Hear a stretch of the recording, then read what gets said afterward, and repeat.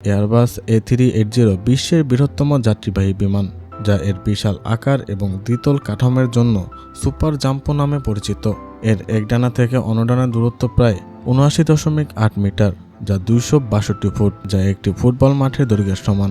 এই ডানার মোট আয়তন এতটাই বেশি যে সেখানে প্রায় ২৮০০ জন মানুষ দাঁড়াতে পারবে। বিমানটি প্রায় ২৪.১ মিটার উঁচু কিংবা ৮০ ফুট উঁচু, যা একটি ৮তলা ভবনের সমান বা ১.৫টি জিরাফের উচ্চতার সমান।